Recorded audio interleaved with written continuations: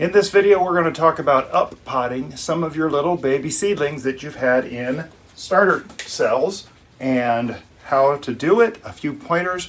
We're going to be talking specifically about my basil plants, but this is more general information, and I'll talk about some of the other plants out there and some of the considerations to keep in mind. But join us.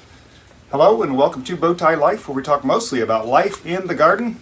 I'm Bowtie David. We live in Destin Zone 9B, and you can kind of see how dark it is out there right now.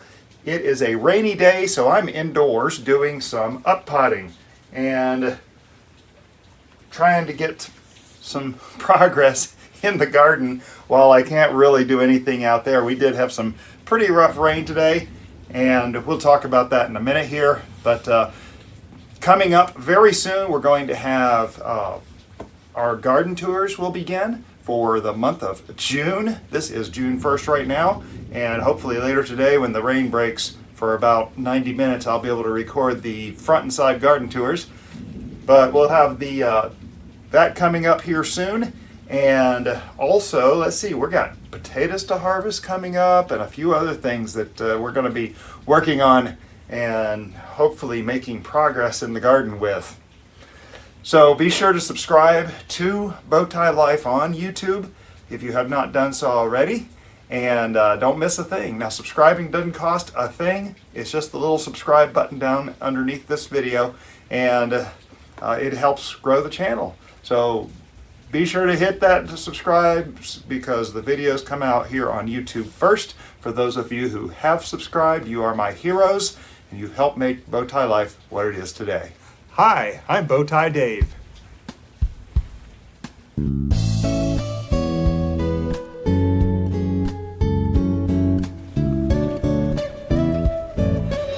This really is not a very long video, I don't believe. Of course, as soon as I say that, we all know what happens if you've watched very long. When you're planting your seeds, now, start off. I encourage everyone to collect your own seeds. When you plant something out, at the end of the year or next year sometime, you'll be able to collect seeds. And I have a whole bunch of videos on collecting seeds for free. The great thing about that is these basil plants, I actually planted 2 rounds of basil plants and had a complete failure. They were old seeds, I know, and they were in fact not Seed Savers Exchange like I said in the short. They were Seeds of Change, which is the company you get from Lowe's in my area. So big box store the seeds came from. And so I don't know how great of a seed they are. And I had 2 complete failures of a dozen or 2 plants. I went ahead and planted out a whole bunch more, and I can show you here. They are not fantastic, but these are seeds I harvested. I had so many seeds, it didn't matter. And that peace of mind is very comforting in the garden, because if you have failure, doesn't matter. Just go plant some more. You're not wasting money by planting another round and trying to get things to grow. Now I've got 20 some odd cells. I think I've got about 20 cells with about 30 plants in them. Some of these cells I'm going to have to thin, but I'm going to want to give them a little more chance to do that. And you can see here these seedlings, they look pretty strong. There are a few weak ones that I'm suspecting will not make it, but most of these have the first true leaves coming out on them. Now, true leaves.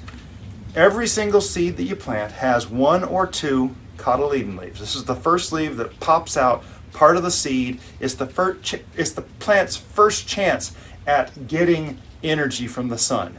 Think about those solar panels on the space station that first open up when they launch it up there. Well, those first 2 leaves are those beginning sets of energy. Now, there's still a lot of energy in the seed that will help them get all the way to, I believe it's to that first or second set of true leaves. Now, after those first leaves, the cotyledon leaf, now, and they look different on different plants. The cotyledon leaf on these basil, you can see is kind of a heart shape, maybe a stingray shape. On a tomato, they're round, oval, and on an onion, yep, onions have cotyledons. it's a single, it's called a monocot, so it has one cotyledon, has a single blade of grass type thing that comes up. So after this first leaf though, you'll start seeing these second leaves, and anytime after you're really developing these second set of leaves or the first true leaves, you can up pot these little cells into a larger pot. Now, I prefer to wait for it to get 2 sets of seeds. However, here's the deal. Number one, it's raining. I'm looking for something to do. I'm sitting here going stir crazy, and I got stuff that can happen. It'll work here. It'll do it. It's okay. And so I'm going to go ahead and get some of these set up and ready to go. And the other thing is, I'm going on a trip here pretty soon, and it's a short trip. I'll be back before you know it. And I don't know where these are going to be in a few days while I'm gone, and I will just want to make sure that these are set to go. I don't have to worry about them.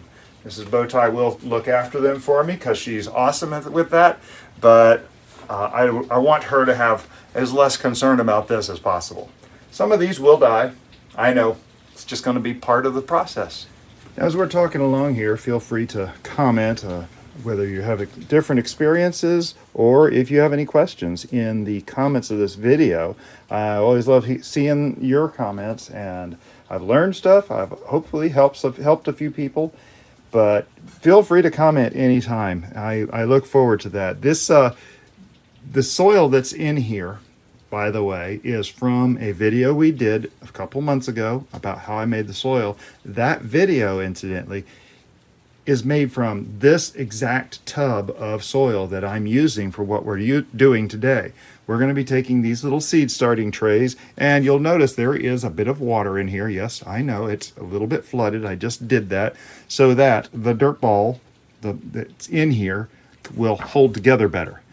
There's really not enough roots to do this.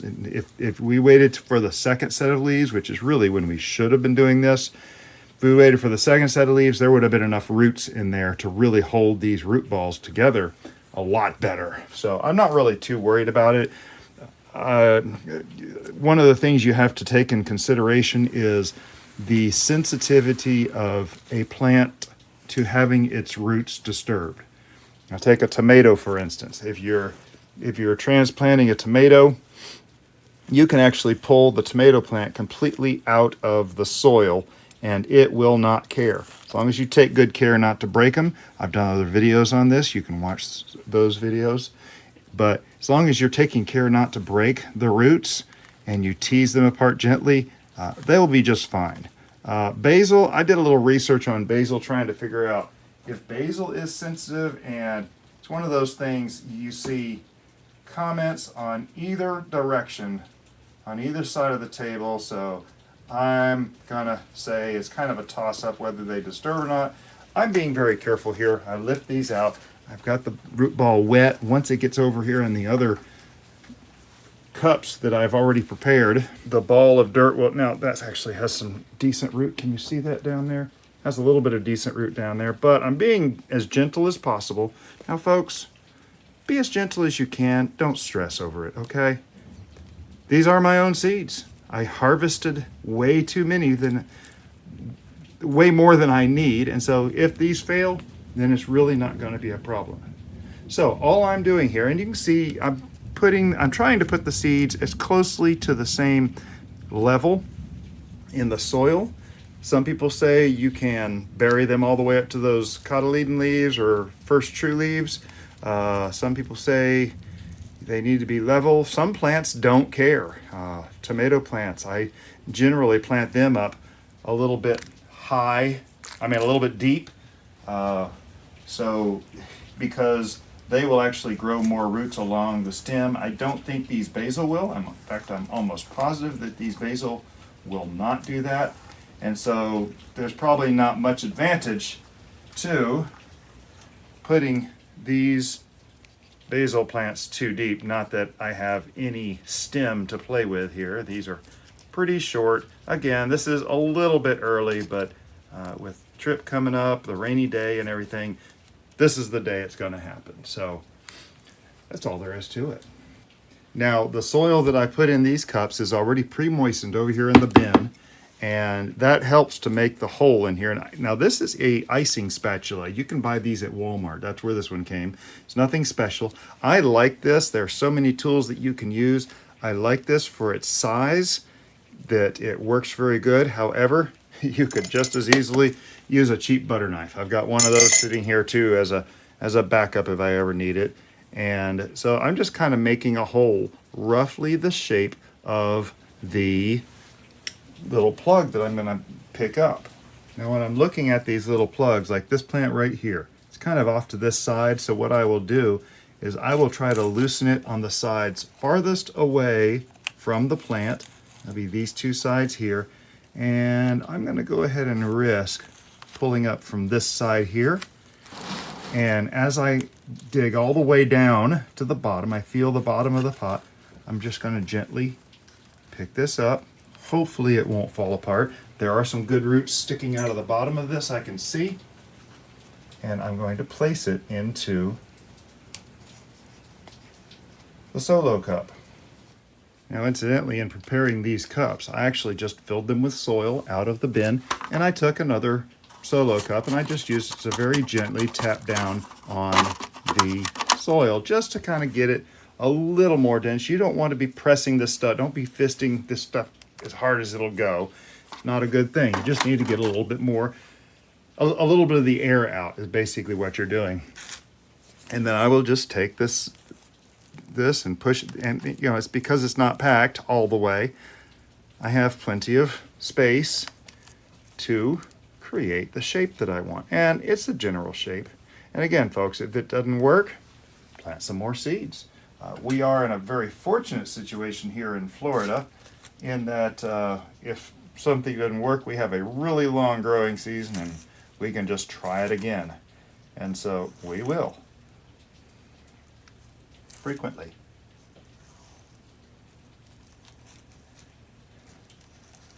Fortunately, basil is a fairly fast grower, so it's not like some plants that take very long seasons to grow. This basil will be ready to pick. In fact, you can actually pick leaves off this basil now. Not that it's going to do you much good, but it does have the flavor. It has that wonderful flavor if you like cooking with basil. So I'm just going to kind of work through these and get as many of these successfully planted into solo cups as possible. Now be sure to subscribe so you know what happens with these, and you can also go back and look at the planting of the first batch of these, even the second batch of these, or maybe the third, I can't remember. Anyway, yeah, so you don't miss a thing, you just subscribe. It's free. All you have to do is hit that little subscribe button that's underneath this video. And we're going along here, and you can see all these are planted out. And now I don't have tags in every one of these because, frankly, I know some of these are not going to survive. And if I need more tags, I'll make them when I need them. But I'm just kind of randomly placing these tags in wherever I want for right now. Like if I look over here at this plant right here, I don't have a lot of hope for that one. If it survives, great. If it doesn't, what's the loss?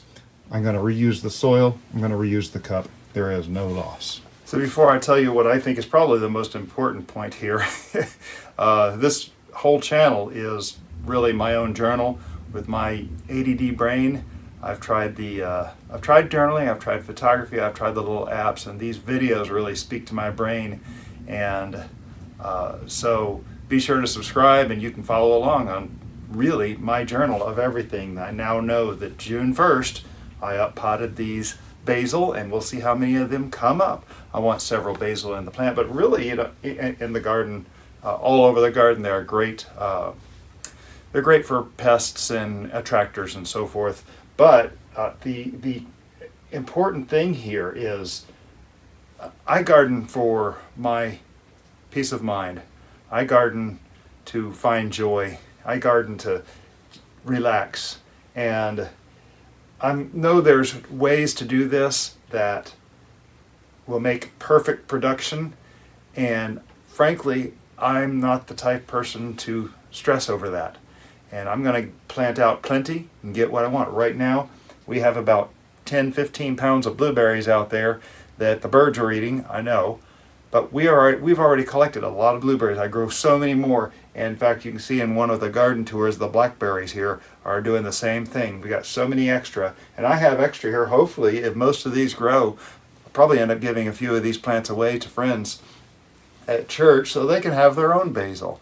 I know there's been a few people that are in our church that actually stop by the house. They know right where the basil is, and they'll come pick basil before they go home to cook their dinner or whatnot. And that's wonderful. I think it's very neat.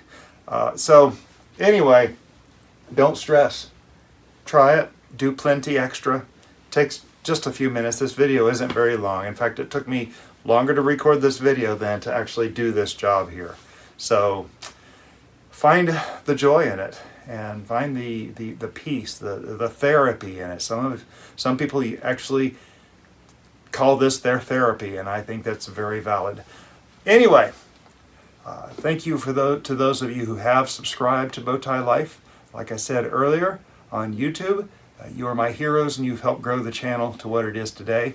Another way you can help grow the channel is to click thumbs up on this video and share it. This is really important. Share it on your social media pages like Facebook and so forth with your friends who might be looking to do their own planting out of seeds and have their own plants growing in the garden. You know, it's really cool growing from seed because you have so much more choice of things you can do. And a lot of times we're stuck buying a start down at the hardware store, and they're great. Trust me, it's what got me started, but that may not be the best plant to grow in your environment. And over the years, I've discovered a few plants that are a little better than what they might sell over at the hardware store. And so we go get our own seeds, grow our own seed starts. And how do you learn to do this? Biggest thing is stick a seed in the ground, read the packet, watch a few videos, and it's very easy to figure out how to do this. And you can do it, and I encourage everyone to do it, just so they have the information on how to grow your own healthy food. Thanks for watching. Y'all have a blessed day.